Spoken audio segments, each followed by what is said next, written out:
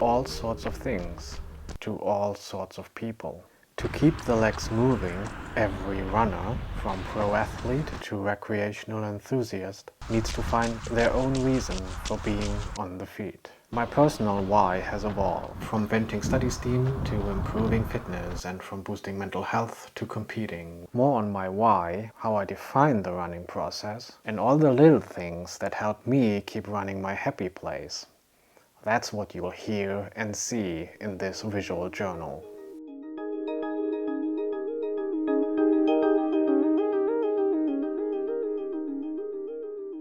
My name is Flo. I'm a runner, writer, photographer, and journalist.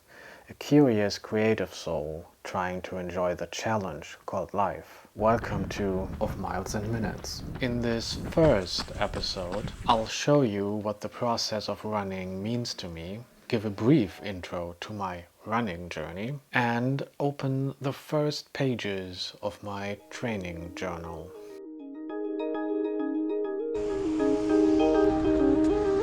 It's common to define running as a process. What that actually means can sometimes be difficult to understand.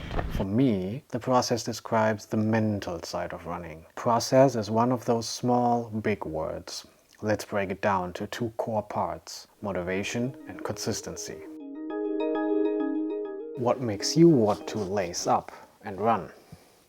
Day after day, sunshine or blizzard, relaxed day or hectic 12-hour workday? The answer, inevitably, must be unique.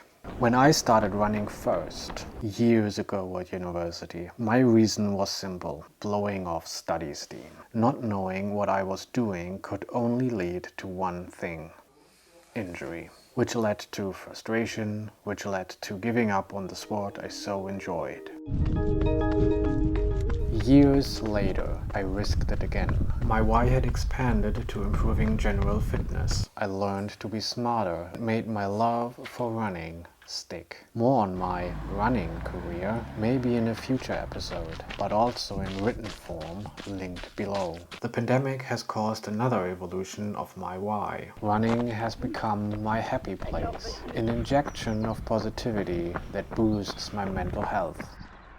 The more hours I put in week after week, the more mileage I complete per year, the faster I get, the stronger the urge to put all that hard work to use becomes. My why has evolved to competing and achieving, a motivation to run as enticing for enthusiasts as it is for professionals. I'll talk specifics in episode 3. Becoming better at running, getting faster, getting stronger needs consistency. Following the process, doing your miles or kilometers, doing your workouts, taking recovery seriously, doing all the little things that the body needs to remain healthy and keep up with your goals. Consistency needs patience. The human body needs time to develop fitness and strength for distance and long distance running. Think in months and years, racking up week after week of running volume. Consistency means quantity and quality, or purposeful running, or having a plan for your training. The process takes shape. Have a reason, put in the work, follow a meaningful plan, take it serious to get body and mind in shape to compete and achieve. The process has one final step: trust it. The more serious you become, the more important it is to remember why you are doing it. But process be process. We all run because we love it. Keep it that way. Not enjoying running is a good indicator that something is off. The joy of running depends on two important factors. Listen to your body. Rest is part of training. Overtraining rarely yields positive results. Listen to your mind. While it's useful to take aim at time or pace goals, don't focus on them. Don't let a run that didn't go as planned pull you down. Don't get too enthusiastic about a good workout. Keep calm, work hard and smart, trust what you are doing, embrace the process, and enjoy running.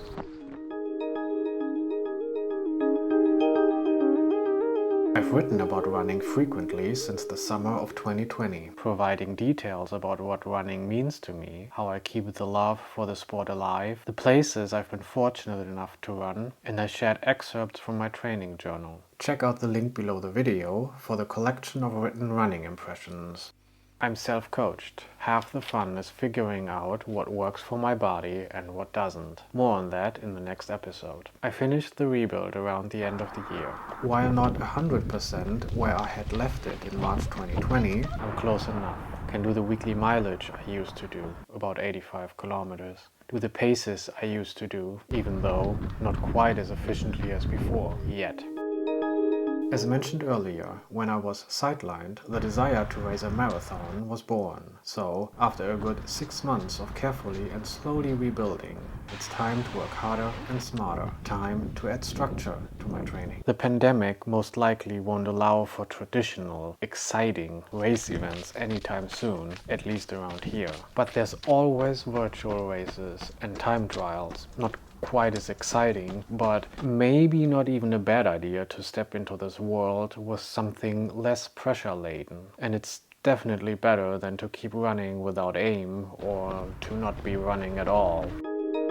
My running to date comes in 3 stages. The 2008-2009 university mind clearers that eventually led to injury and a huge break from running. Building consistency and fitness by carefully learning about the little things between March 2019 and March 2020. Rebuilding between July 2020 and January 2021 after my 3-month-long hiatus. I was careful, slowed down, and focused on improving the easiest effort level before slowly giving into the itch to reintroduce some speed. I've ended the rebuild with a blog post from January 4th and began the structured approach on February 8th. The weeks in between, I kept pushing the paces a bit while developing a plan for the year. More details on how I've structured 2021 follow in episode 2. A shoe-related niggle and a big snowstorm forced me to cut down the volume for the last week before starting the new plan. While I've already enjoyed 2 snow long runs this winter, this time there was simply too much of it. I missed 2 runs. A tempo run just before the snow arrived, because I listened to my body and treated my right thigh to an extra rest day. And the final pre-planned long run because I would have needed mountain running gear to stay upright.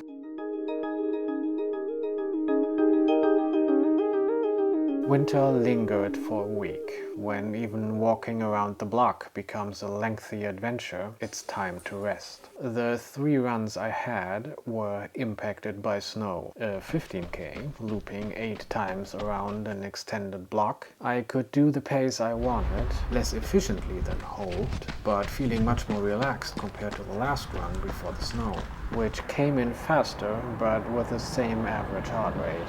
Progress in disguise. For the second run a day later, I ventured out, easy through the snow, or as easy as possible given the conditions. The snow slowly began to be annoying.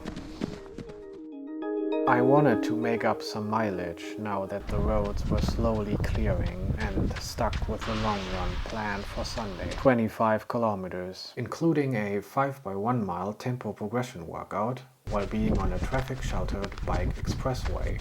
The roads weren't exactly fun to run on, but the bike trail was a nightmare. I managed to force some sort of tempo, but so much effort went into turning the legs and keeping grip in the deep snow. Paces were much slower, and the effort was still higher than planned. The last few kilometers home were a test in mental endurance, as was the entire run. But the whole affair had 3 positives.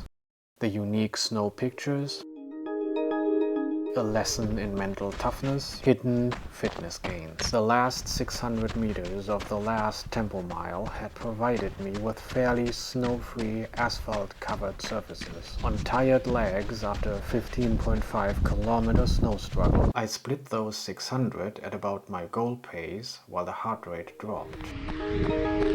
That brings me to the conclusion of this first week of training. As compromised as it may have been, seeing the hidden gains in that last mile split reminds me to have trust. The body remembers the effort put in. Still, I could do without snow for the time being.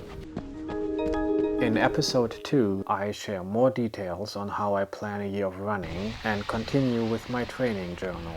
From minus 15 degrees Celsius, mittens and other winter gear, and a week of snow, to plus 15 degrees, shorts, and a cross-training mudfest excursion. Until then, go out and enjoy your running. 3, 2, 1. All the... From the top. One more time.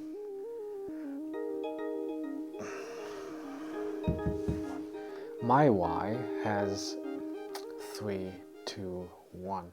Take it serious. No. Okay. How I from the start.